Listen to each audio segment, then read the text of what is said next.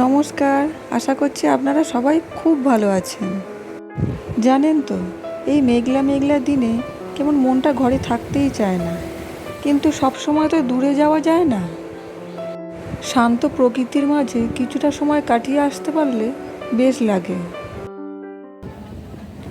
তাই শিয়ালদা থেকে সকাল 8:30টার ক্যানিং লোকাল ধরে আমরা এখন যাচ্ছি ক্যানিং। আমার সঙ্গে আছে এই যে আমার দিদির 2 মেয়ে টুকটুক আর রুনি, আর এই যে আমার হাজবেন্ড রাজ। চাষের জমিগুলোতে সবে ধান গাছ লাগিয়েছে, তো কি সুন্দর দেখতে লাগছে দেখো। দেখতে দেখতেই পৌঁছে গেলাম ক্যানিং স্টেশনে। আমাদের সময় লাগলো 1 ঘন্টা 15 মিনিট। স্টেশনের সামনে এরকম অনেক টোটো অটো দাঁড়িয়ে আছে, কিন্তু এগুলোতে উঠবেন না, এখান থেকে একটু এগিয়ে হেঁটে যাবেন। এই যে আই লাভ ক্যানিং লেখা আছে, এখান থেকেই মাদলা ব্রিজ যাওয়ার টোটোগুলো পেয়ে যাবেন। ক্যানিং স্টেশন থেকে মাদলা ব্রিজ খুবই কাছে, তাই ভাড়া লাগে মাত্র 5 টাকা। আগের দিন প্রচুর বৃষ্টি হয়েছে, তো দেখুন জমিগুলো কেমন জলে ভরে গেছে। আমরাও পৌঁছে গেলাম মাদলা ব্রিজে। ব্রিজটা শুরু হতেই আপনারা টোটো থেকে নেমে পড়বেন, কারণ এই ওপর থেকে মাতলা নদীকে খুব সুন্দর দেখায়। এখান থেকে চারিদিকটা কি সুন্দর দেখতে লাগছে দেখুন।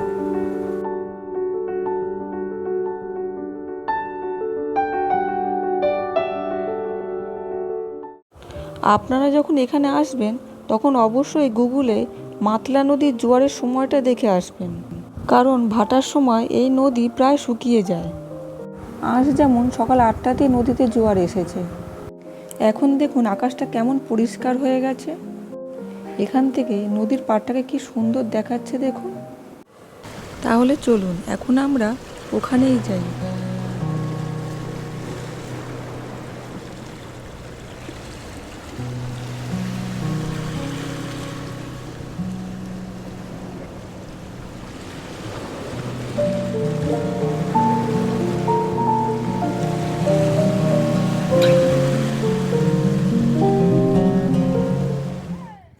আপনারা যদি এখানে এসে নৌকা চড়তে চান, তাহলে মাঝি দাদাদের বলবেন, ওনারা সামান্য কিছু টাকার বিনিময়ে আপনাদেরকে সুন্দরভাবে ঘুরিয়ে আনবেন। দেখবেন নৌকা চড়তে বেশ মজাই লাগবে। এখানে আসলে এই রকম সুন্দর সুন্দর অনেক হাঁসেদের দেখা মেলে। এখন তো আর আমাদের আশেপাশে সেরকম দেখা যায় না এদের, তবে আমার এদের দেখতে বেশ ভালোই লাগে।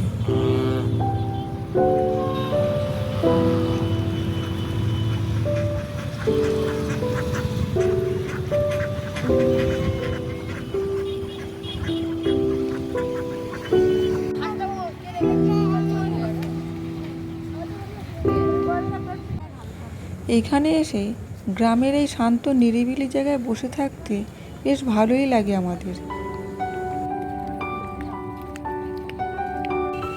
এই দেখুন, এই গাছগুলো মনে হচ্ছে সবই বাবলা গাছ। এই গাছগুলোতে খুব কাঁটা হয়। চোখের নিমিষেই আকাশটা কেমন ঘন মেঘে ছেয়ে যাচ্ছে, কি অপূর্ব দেখতে লাগছে।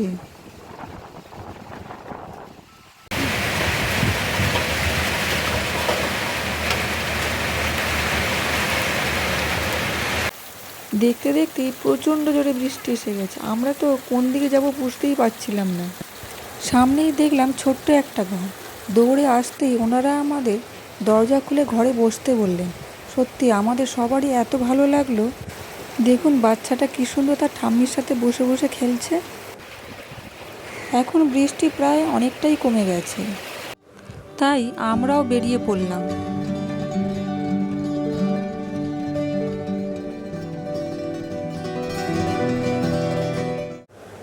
নদীতে এখন আস্তে আস্তে ভাটা পড়তে শুরু করেছে। দেখুন নদীর জল এখন অনেকটাই দূরে চলে গেছে।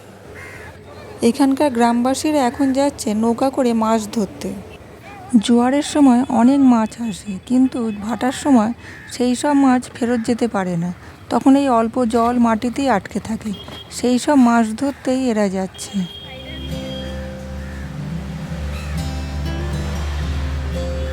এখন আমাদেরও ফেরার সময় হয়ে গেছে। আপনাদের সাথে আবার দেখা হবে নতুন কোনো এক জায়গায়। আপনারা সবাই খুব খুব ভালো থাকবেন।